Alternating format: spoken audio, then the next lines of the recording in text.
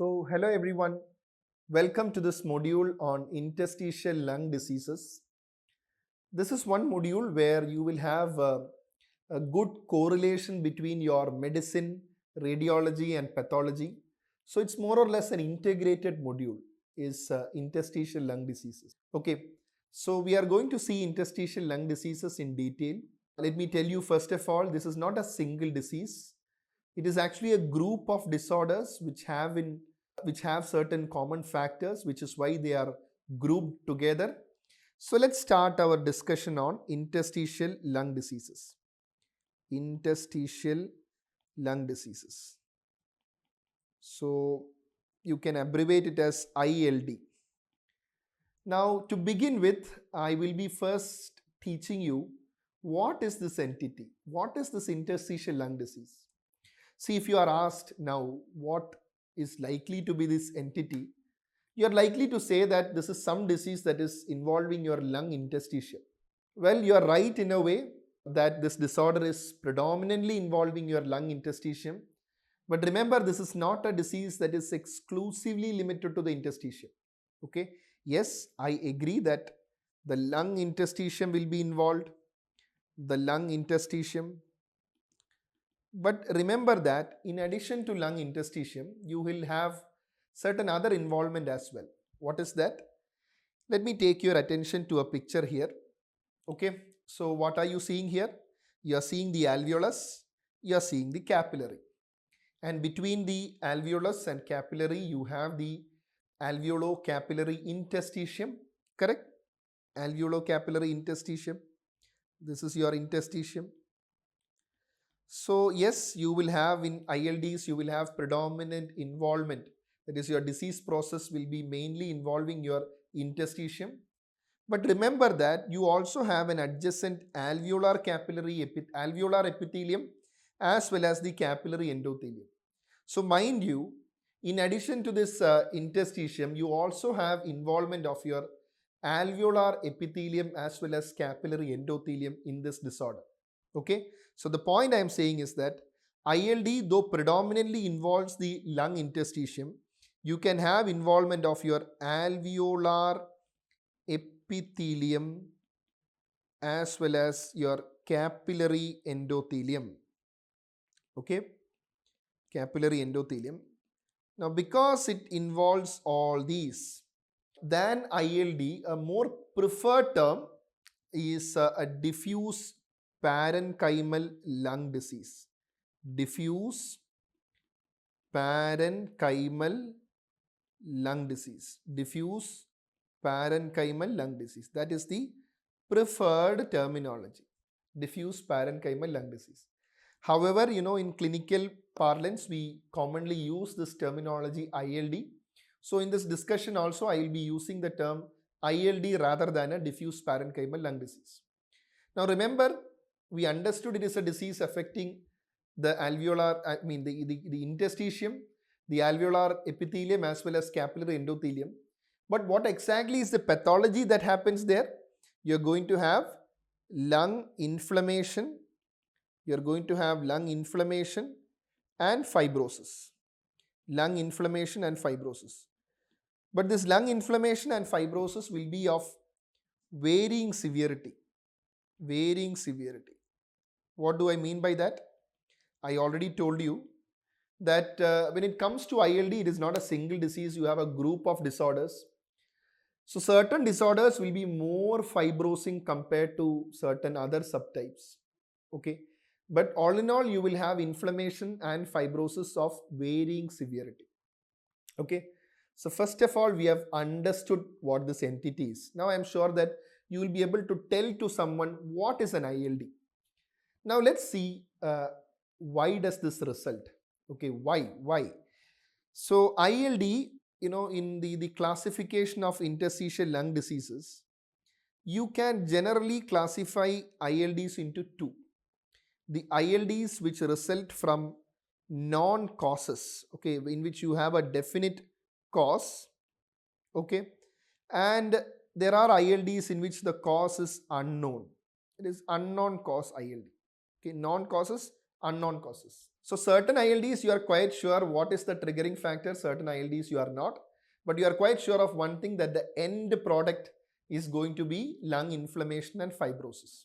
Okay, that is clear. So when in the ILDs due to non causes, okay, you will have different inciting factors which we will be seeing in detail when we are going to see the subclasses of the ILDs. But for the time being, understand that you can have contribution from environmental factors, you might have some genetic factors contributing. So I'm just going to show you the etiopathogenesis, a small flow chart from Robin's textbook on the pathogenesis of ILD. You see, you can have certain environmental factors contributing, which may be smoking, occupational exposures, maybe certain drugs, toxins. You might have certain infections also triggering. So these are some of the environmental factors that might trigger. You may also have certain host factors that are triggering. Maybe age would be contributing, in which certain, as age progresses, the chance of ILD is more, especially in certain subtypes. So age is one factor. Genetic factors are also important, out of which the most important one is MUC5B variant, which is a mucin variant. Okay, it is a genetic variant resulting in a abnormal mucin. Okay, so this is a mucin variant. In addition to that, you can have surfactant mutation as well as telomerase mutations. So you have certain genetic factors also contributing. So whatever it be, the end result is that you will have a alveolar epithelial injury or an activation. And when such a epithelial injury happens, you will have the immune response, because to have inflammation, you have got to have an immune response. So these inflammatory cells would come in and they would produce certain pro-fibrogenic factors, which means in addition to inflammation, for fibrosis to set in, you have got to have certain factors like a TGF beta, transforming growth factor beta, platelet derived growth factor, vascular endothelial growth factor. So all these fibrogenic cytokines are released, and because of that there is some abnormal intracellular signaling and there is proliferation and collagen production resulting in fibrosis. So that is how fibrosis sets in case of ILD. Okay, so you have understood the why of ILD, why it occurs. Okay, and the end result is fibrosis. So you have understood up to that much. Okay, so etiopathogenesis of ILD is also clear to you. Okay, now after having understood the etiopathogenesis, let's move on to the classification of ILD. Okay, we are moving on to the classification of ILD. This is again very important and it's actually very simple also. Okay, you also have a simple flow chart in Harrison showing the subclasses. We will see that. But for the time being, understand that when you classify ILDs into two, which I've already told you, you can classify it into known causes and ILDs of unknown causes. Okay, ILDs of unknown causes. So first let us see the ILDs of known causes. Okay, so what are the etiologies that you know of? Non causes. Now when you talk of non causes, it may be because of, say, an exposure to some agent. Okay, and this exposure to some agent, it may either be a occupational exposure, or it may be exposure related to, say, some treatment. Okay, related to some treatment.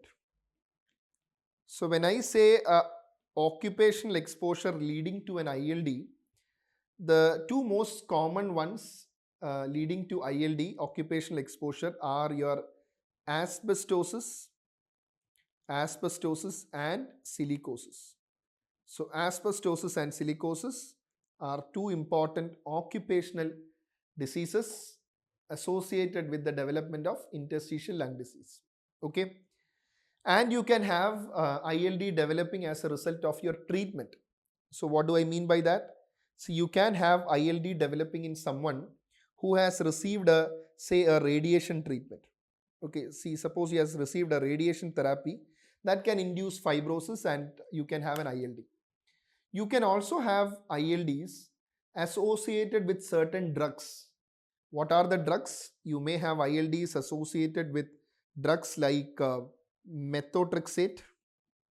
Okay, methotrexate. You can have amiodarone, nitrofurantoin, nitrofurantoin. You may also have bleomycin and maybe sometimes rituximab also. Okay, so predominantly it is these three I've got to understand, but bleomycin is also asked. Rituximab, again, it is not very common to produce this ILD pattern, but still has been reported to cause. So these are the exposures that can lead on to ILD. Remember, these are all the triggers. The end result is the inflammation and fibrosis that we have already seen in our flow chart. Okay, so exposure is one cause of a non-cause of ILD. Now you can have ILDs which are associated with certain systemic diseases. ILDs associated with certain systemic diseases. Now when I talk of systemic diseases, it may either be your connective tissue diseases, or it may be ILD due to some vasculitis. So when you talk of connective tissue diseases causing ILD, there are various causes. It could be rheumatoid arthritis, could be systemic sclerosis. You can also have ILDs associated with polymyositis as well as dermatomyositis. Both these entities, polymyositis and dermatomyositis, both of which are inflammatory myopathies. Okay. Now you may have associated with vasculitis, that is your granulomatosis with polyangiitis, which is your Wegener's granulomatosis, and also your EGPA. Okay, EGPA, which is your eosinophilic granulomatosis with polyangiitis, which is referred to as your Churg-Strauss syndrome. So these are the non-causes. Okay, the either exposure or systemic diseases, and sometimes certain granulomatous diseases, like your hypersensitivity pneumonitis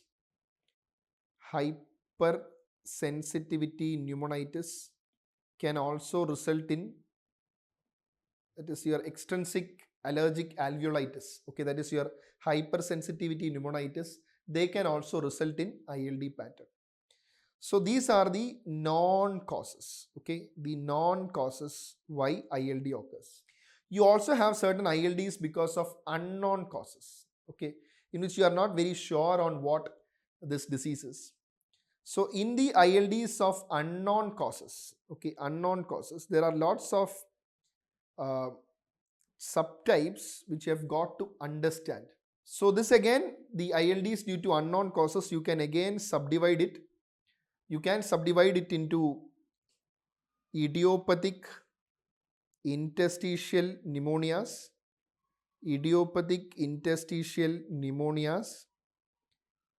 as well as you can subdivide it into the other subgroup. Okay, so we are mainly going to focus regarding the subtypes of the idiopathic interstitial pneumonias.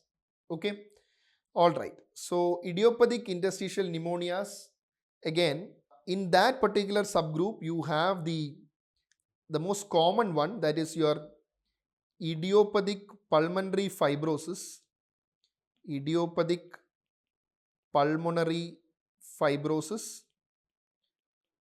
and you have certain other disorders falling into this.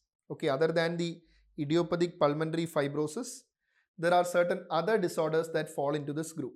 So let's see the table from Harrison on how these disorders are subdivided. Okay, so this is the table from Harrison on the classification of interstitial lung disease. We have already seen the ones on non-causes. Okay, you have associated with exposures and associated with systemic diseases. And among the granulomatous, also you have the hypersensitivity pneumonitis. Okay, now the ILDs of unknown cause. Okay, I told you they are divided into idiopathic interstitial pneumonias as well as the other subgroup. And here idiopathic interstitial pneumonias, you can again subdivide it. The most important one will be your IPF, idiopathic pulmonary fibrosis, and you have a group of other disorders. Okay, you have a group of other disorders. Now what we are going to do is we are going to see in detail the individual subtypes falling in this group of unknown causes. Okay, so first we will take this group of idiopathic interstitial pneumonias. Okay, as the term suggests, idiopathic, without a non-cause. And in that, the most important one is going to be your IPF, idiopathic pulmonary fibrosis. Idiopathic pulmonary fibrosis. So let's see IPF, idiopathic pulmonary fibrosis. Now, in general, when you say the ILDs have a subacute to chronic disease progression. Okay, it is subacute to chronic. Some will be subacute, some will be chronic. Very rarely you can have acute presentations of your ILDs as well, which we will be coming to. But this IPF or the idiopathic pulmonary fibrosis subgroup, okay, so this particular subgroup is again a more or less a chronic clinical presentation. Okay, it is a chronic clinical presentation, and this is more common in males compared to females. Okay, and it is more common in the 5th and 6th decade of life. More commonly after age group, after 50 years. Okay, more commonly in the 6th decade of life. And how do these patients, IPF patients, they present? Because this is actually the prototype of the various ILDs, because this is actually the most common one. So the IPF, the clinical presentation of these ILDs is with one is cough. Okay, and this is going to be a dry cough. Okay, and the second point is you will have dyspnea on exertion. So cough and dyspnea on exertion are the most important clinical features of your IPF. In fact, this is more or less all the ILDs will be having these two as the predominant features, that is cough and dyspnea on exertion. Keep in mind that one. See, this IPF will not have much of any extra pulmonary symptoms, because if you have your interstitial lung disease associated with your, say, connective tissue diseases, they may have certain extra pulmonary manifestations as well. But IPF is mainly cough and dyspnea on exertion. These are the predominant symptoms in a IPF. Now, in case of IPF, the patient presents with a slowly progressive cough and a dyspnea on exertion. There may not be other symptoms. Sometimes the predominant feature might be a dyspnea on exertion. Okay, so because then you have got to be very careful in identifying, okay, this is probably a respiratory rather than cardiac. So you have got to evaluate the patient well, okay, to find that this is a respiratory involvement. So cough and dyspnea on exertion, and let's see what are the examination findings. Okay, on examination. So examination in case of the IPF, one important general examination finding is that you will get clubbing. Okay, very important. You will get clubbing as a feature. And then on auscultation, you will find crepitations, which are fine crackles, which are late inspiratory, fine crackles. Okay, late inspiratory fine crackles. They are also referred to as Velcro crepitations. Velcro crepitations. Okay, Velcro crepitations. This is the important auscultatory finding in case of ILD. Okay, very clear. So clubbing may be there, late inspiratory fine crackles. We are talking about what? IPF. Now, to diagnose an idiopathic pulmonary fibrosis, yes, you can go for a in the workup of a patient with, say, a dyspnea on exertion. So the clinical scenario that might be given for your exam may be, say, a 55-year-old male presenting with a dry cough and dyspnea on exertion, maybe of 2 years duration. Examination showing clubbing, and you are having crepitations, and the crepitations will be predominantly bibasal. Okay, bibasal, that is towards the basal lung segments you will have the crepitations, which are late inspiratory fine crackles. So in such a scenario, how will you evaluate and see if this is going to be your IPF, or maybe for that matter any interstitial lung disease? So you can go for a chest x-ray. Okay, you can go for a chest x-ray. And when you go for a chest x-ray in a patient in whom you are suspecting IPF, you will get bilateral reticular infiltrates, which are predominantly basal. You may have apical involvement in the late disease course, but to begin with it will be basal. As you can see here, this is predominantly the bibasal reticular infiltrates. Bibasal reticular infiltrates. Okay, that is what you get in a chest x-ray of a patient with an interstitial lung disease. Okay, I should not say IPF, because many of the interstitial lung disease x-ray would look more or less same, because it is only when you go for the CT thorax you will be able to subdivide the various subtypes of your interstitial lung disease. So x-ray mostly will be showing, in almost all, you will have some bibasal reticular infiltrates, and if it is an advanced disease process throughout the lung parenchyma, you might get infiltrates. Alright, so x-ray you can do. Okay, x-ray you understood, you will get bibasal reticular infiltrates. Reticular infiltrates. Now, what is going to be your investigation of choice will be a high resolution CT, your HRCT. HRCT is going to be your investigation of choice for interstitial lung diseases, because it can help you to identify various patterns. Now, in case of your IPF or idiopathic pulmonary fibrosis, the pathology that occurs, okay, I told you this is an entity where you will have to link your medicine, pathology and radiology. So the pathology that happens in case of your idiopathic pulmonary fibrosis is what is called a usual interstitial pneumonia, or you will call it UIP, usual interstitial pneumonia. Remember, this is a pathology. Okay, yes, it can occur in IPF, but there are certain other disorders also in which this pattern or a pathology can occur. Okay, so UIP is a pathology which can have certain radiological manifestations also, because when you have a particular pathology happening in your lung, you will have the corresponding radiological findings also. So the radiological findings in case of IPF will be that of UIP. Okay, so what are the radiological findings in case of UIP, or the usual interstitial pneumonia? Because those are the radiological findings that you expect in your IPF. So let's see, you're doing a HRCT. So the HRCT in case of a IPF will be showing the following findings. One is that you will have a predominant posterior basal involvement.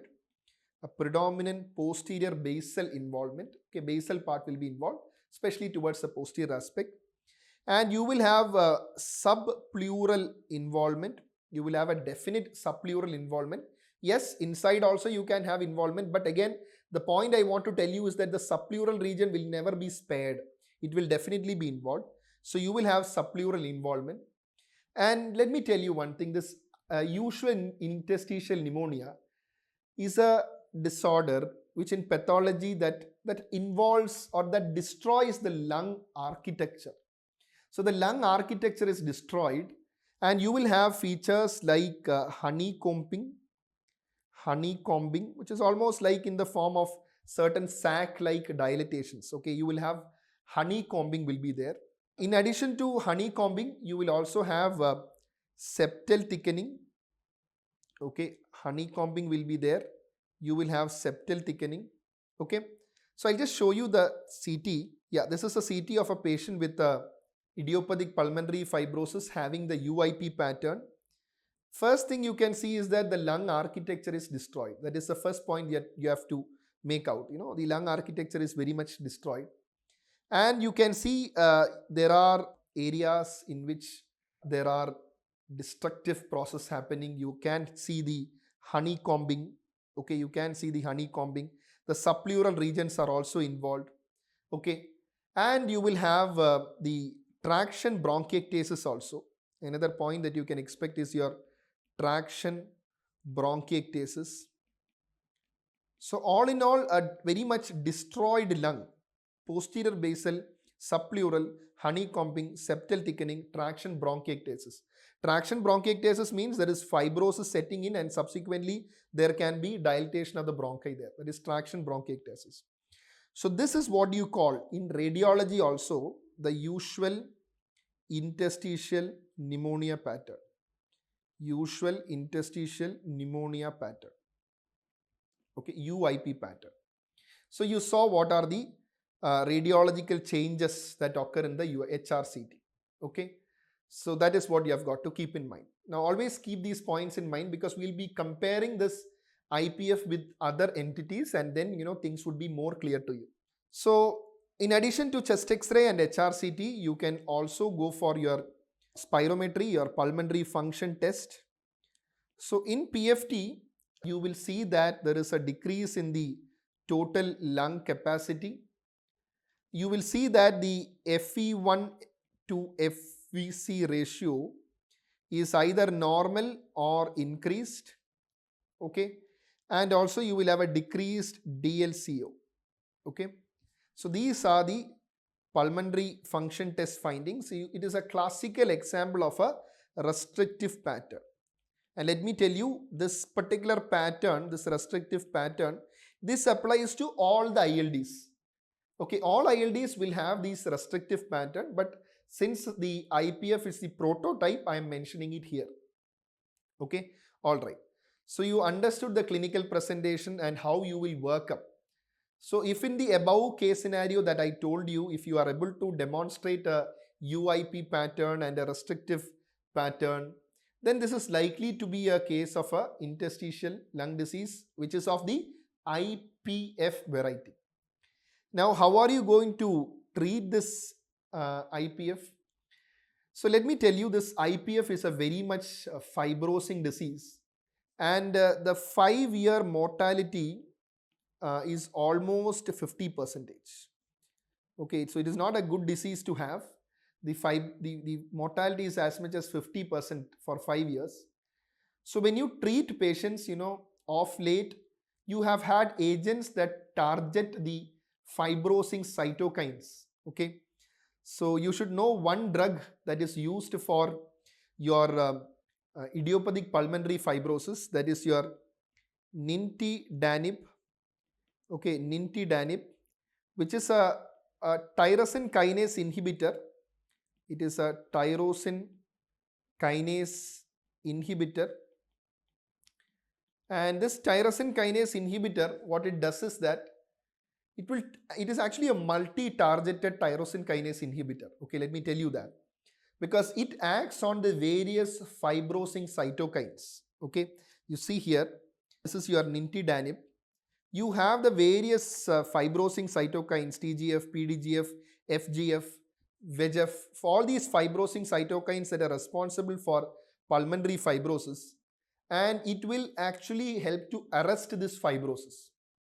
So does it mean that suppose in some patient there has already been an ILD developed, and will it reverse the whole process? No. It will help to prevent the fibrosis. Doesn't mean that you give nintedanib and the patient reverts back to normal. No. But it is a good drug to arrest the disease process in case of your IPF, idiopathic pulmonary fibrosis. But if it is late stages where a lot of destructive process has already set in, your lung parenchyma is totally destroyed, in such cases you might have to go for lung transplantation. You might have to go for lung transplantation. Okay, so this is your IPF. idiopathic pulmonary fibrosis. Now in this Harrison table, let's have a look at the other entities. There are lots of entities mentioned in the other idiopathic interstitial pneumonias. First, we will discuss NSIP or the non-specific interstitial pneumonia, a very important one. Just a couple of points are required. Okay, a few points are required because this is a topic where you need to learn certain points only. Okay, and you will get questions either clinical or factual from that. Okay, so let's see NSIP or non-specific interstitial pneumonia. Non-specific interstitial pneumonia, or you can say it NSIP. Now this NSIP, this particular subtype, yes, it is idiopathic. You do not have certain obvious cause, but you can have a subtype of NSIP with a non-cause also. Okay, so I'm confusing you a bit here. That is, see, NSIP, though you can group it, there is a subgroup that is known as idiopathic NSIP. But if you have listened to my rheumatology modules, I have told you that many of the connective tissue diseases are associated with your NSIP pattern. Okay, so this NSIP can be idiopathic, but there are certain subtypes that are secondary to connective tissue disease as well. So I am going to discuss the idiopathic variety here. First, I want to tell you the usual age group of presentation of a NSIP is the slightly earlier than your IPF. It is in the 5th decade of life they present. Okay, so mostly in the 40s. And this is slightly more common in females compared to males. Okay, this is more common in females compared to males. Okay, and again, you say that this type is more commonly seen in non-smoking females. Okay, you say that this is more common in non-smoking females. Now, why do I say that? Is because, see, your entity, that is your IPF, this entity is having an association with smoking, okay, in males who are smokers. But let me be very clear in one thing, that you do not usually tell that this is a smoking related ILD just because of the fact that though there is an association with smoking, it is more commonly seen in smoking, you do not have a definite evidence that smoking is a definite cause for this. Okay, so you will be learning some smoking related ILDs subsequently in this discussion. So though this IPF is having an association with smoking, it is not classically included in the group of smoking related ILDs. Okay, all right. So this is more commonly seen in non-smoking females, your NSIP. Now, how I'd like to compare this NSIP with your IPF, because IPF is predominantly having the UIP pattern, correct? The pathology is UIP. Now, how will you compare this UIP and NSIP? The clinical features more or less same, cough and exertional breathlessness. Okay, that again is same for both, cough and dyspnea on exertion. But see, compared to your the IPF, which is more or less having a chronic course, this is having relatively a subacute disease course. Subacute disease course. Okay, because IPF is more or less chronic, this is more or less subacute. And one another point is that I told you in case of IPF, the clubbing is common. But here is the clubbing may be seen, but it is not common. Okay, it is not that most patients would have clubbing, it is relatively uncommon. Okay, clubbing. The investigations, the chest x-ray, again you will have a bilateral basal infiltrates. In pulmonary function test also you will have a restrictive pattern. But what is going to help you to differentiate a UIP from a NSIP will be a HRCT. Okay, very important, HRCT. So how is it different, the HRCT of a UIP versus NSIP? See, in UIP, the lung architecture was destroyed. But in HRCT of a NSIP, the lung architecture is relatively preserved. Lung architecture is relatively preserved, which means you are not going to have your traction bronchiectasis, you are not going to have your honeycombing, You are not going to have, a destructive lung pathology there. But what you are going to see is that it's going to be a ground glass opacities that you are going to see. Ground glass opacities.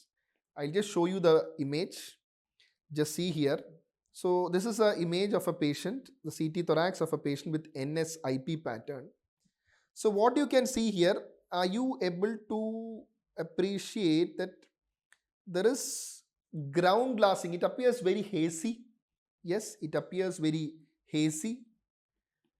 And but through the haziness, you are able to appreciate all these bronchovascular markings, and you are able to appreciate that there has not been any significant parenchymal destruction in comparison to your previous picture. So let's have a comparison of your UIP where the parenchyma was very much destroyed versus an NSIP where you are going to have this ground glassing as the feature. Okay, so that is what you get in case of your HRCT in case of NSIP. Very important. Okay, so I hope that is very clear. Now the treatment aspects, in contrast to your destructive IPF which had a significant percentage of mortality, this is not that a destructive disease. You may have a response with steroids. Okay, you can go for steroids and subsequently some steroid sparing agents as well, and also even rituximab also has been tried. So again, I told you in the disease process also, in certain disorders inflammation will be contributing more, and certain disorders fibrosis will be contributing more. Here NSIP may be more contribution from inflammation rather than fibrosis. So you will have response with steroids, whereas in IPF steroids do not actually have a role. In fact, it is said that it can even worsen the disease course. But here you have a role of steroids and maybe subsequently steroid sparing agents. So they have a better prognosis compared to IPF. Now at this juncture, let me tell you that your NSIP has actually two subtypes. Okay, there is a cellular subtype as well as a fibrosing subtype of your NSIP, and out of which, if it is the fibrosing subtype, it will have a poor prognosis. Okay. Now after having learned this UIP and NSIP, let me tell you one more point, that there are certain case scenarios in which you will have a mixed pattern. A mixed pattern, that is, a radiology will be having features of UIP plus NSIP. Okay, so certain disorders or certain ILD subtypes would have radiological features of both. Okay, so just keep that in mind. So you have understood regarding NSIP also. Now next, after having understood NSIP in detail, let's just see the name of two smoking associated ILDs. Smoking associated ILDs, which are again grouped in the in idiopathic interstitial pneumonias. The smoking associated ILDs include your desquamative interstitial pneumonia, desquamative interstitial pneumonia, which is your DIP. Okay, and you might also have your respiratory bronchiolitis associated ILD. So you might get a question for your exam, which of the following is a smoking related ILD? Okay, the same two subtypes have been mentioned in the previous Harrison table. You see here, NSIP we have discussed. You have the respiratory bronchiolitis associated ILD as well as a desquamative interstitial pneumonia. Okay, very clear. Now just to know the next remaining three, that is your cryptogenic organizing pneumonia, acute interstitial pneumonia, and your LIP or lymphocytic interstitial pneumonia. Just three entities in that group. See, cryptogenic organizing pneumonia. Cryptogenic organizing pneumonia. So this entity is abbreviated as COP. Okay. Now at least some of you would have heard a different name for this entity. It is given in your pathology books also. So that is your bronchiolitis obliterans organizing pneumonia. Okay, that was the previous terminology for COPE. So previously it was referred to as BOOP, bronchiolitis obliterans organizing pneumonia. So again, this age group of COPE or COPE, it is slightly younger. You can have in the 30s and early 40s. Okay. Now this particular disorder, for your exam purpose, you have got to know 2 points. One is that it is having a treatment responsiveness to steroids. Okay. Cryptogenic organizing pneumonia, slightly younger age group. And another important finding is the radiology or the HRCT appearance of your COPE. So COPE in your radiology has a particular imaging feature, a very interesting one, which is referred to as the reverse halo sign, also known as the atoll sign, reverse halo sign or atoll sign. So what is this reverse halo sign or the atoll sign? See, you might have heard your halo sign in case of angioinvasive aspergillosis. So this is slightly different from that. In fact, the counterpart, so reverse halo sign means the arrow is pointing in this picture to the reverse halo sign, in which you have a central area of ground glassing, surrounding which you have a peripheral area of consolidation, okay, which is appearing, as a reverse halo. Okay, the central area of your ground glassing surrounded by the area of consolidation, which appears more hyperdense. That is called a reverse halo sign, because the opposite central area of consolidation surrounded by ground glassing occurs in your halo sign. So this is also referred to as atoll. If you see the inset here, this is the atoll. Atoll is actually nothing but a coral reef, okay, which again you can have a similar appearance, right? The island surrounded by that, the region which is slightly more brighter. So that is what you call a reverse halo sign or atoll sign in cryptogenic organizing pneumonia. Very clear? Okay, so cryptogenic organizing pneumonia is also very clear.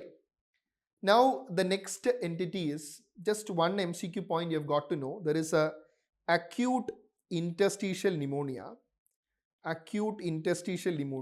AIP. See, as the term suggests, you remember I told you beforehand that most of the ILDs will have a subacute to chronic presentations, with exceptions. This is one exception in which this AIP disorder can very much mimic ARDS. It is an acute presentation. There is an acute respiratory distress syndrome like presentation in this acute interstitial pneumonia. And imaging, you can have ground glass opacities. So this particular presentation or acute presentation of an interstitial lung disease is again unique, and this also is referred to as your Hamman-Rich syndrome. So you might be asked in your question, which of the following ILDs has a acute presentation? If there is option Hamman-Rich syndrome, that is going to be your answer. Okay, very clear. That is what you have got to know. Because next point is your lymphocytic, because I am just discussing points which are very important for your clinical based questions as well as your factual questions. In fact, you can have more discussions on ILD because this is a vast topic, but we are going in an exam oriented manner. So lymphocytic interstitial pneumonia is the next entity, which you can refer to as the LIP. Just know one MCQ with respect to that. I am sure that if you have listened to my Sjogren syndrome, the rheumatology module, in Sjogren syndrome I had mentioned that you are having a peculiar type of ILD in Sjogren syndrome that is called LIP or your lymphocytic interstitial pneumonia. Okay, so LIP is one that you can have in Sjogren syndrome. Sometimes in retro infections also, HIV also you can have such a pattern, lymphocytic interstitial pneumonia. So Sjogren and your retro infections, LIP.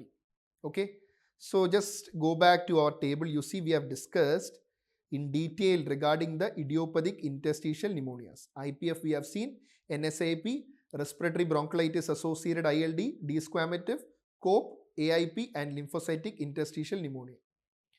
Now, in the other subgroup, okay, other subgroup of the ILDs, I'll tell you one. There are like you see here, there are the lymphangioliomyomatosis, pulmonary alveolar proteinosis, Langerhans cell histiocytosis, and pleural parenchymal fibroelastosis.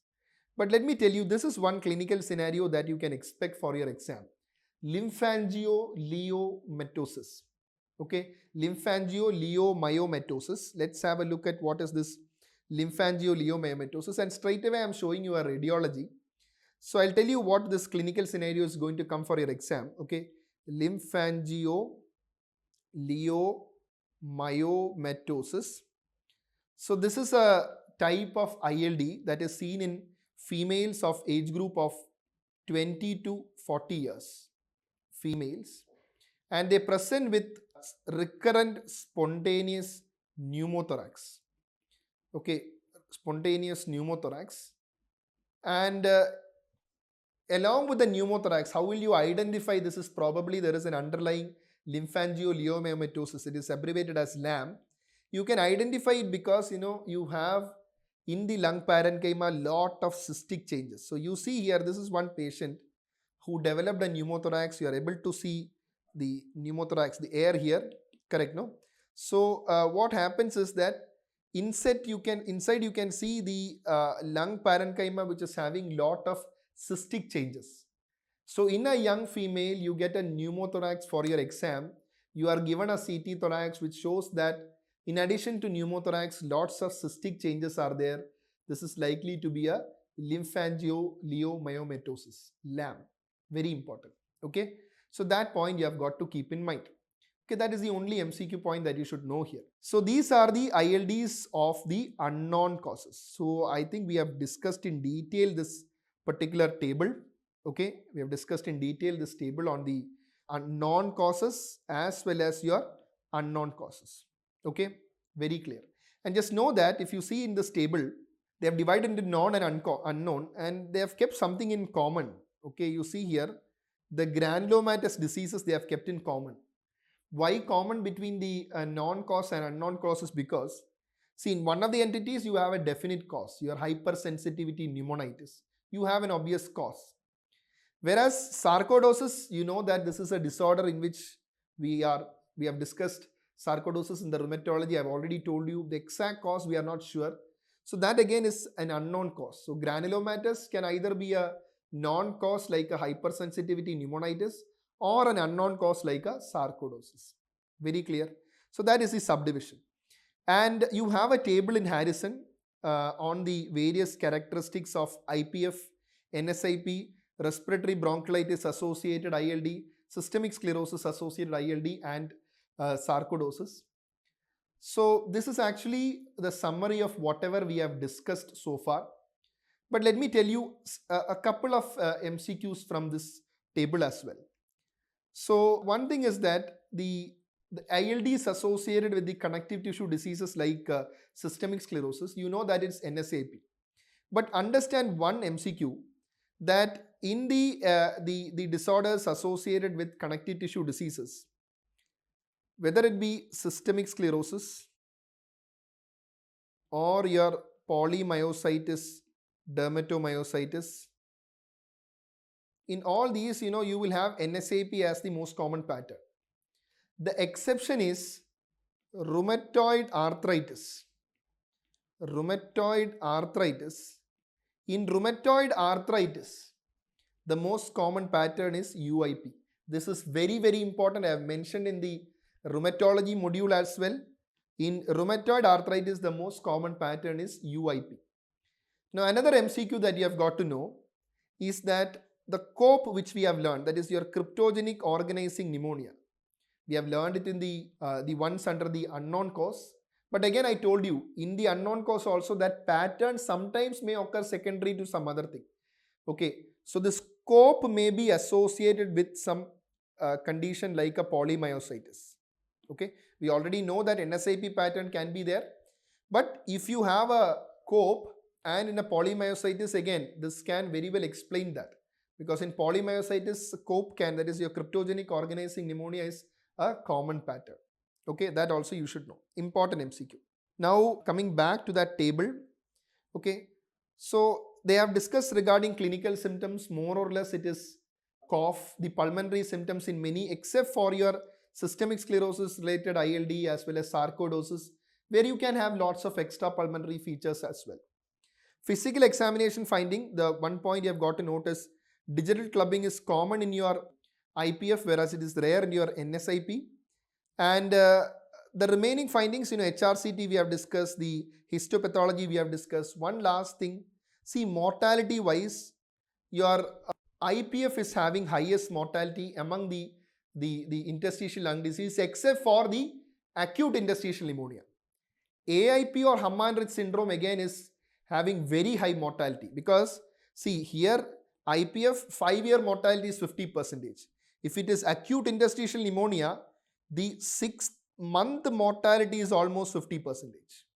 Okay, but you see here NSAP, the mortality is slightly less, 18% 5-year mortality. And you see the next entity, respiratory bronchiolitis, 25%, systemic sclerosis associated 20 to 30%, sarcoidosis again lower percentage of mortality. So you can just go through this table, but everything I have summarized from the point of view of your exam. What is an ILD? How does it occur? What are the clinical features of ILD? How will you investigate the different subtypes of ILD? In which are the ones in which you will have a better treatment response, and which are the ones in which the prognosis is poor? We have seen everything. So this is a simple, straightforward module which you can definitely score good marks. Okay.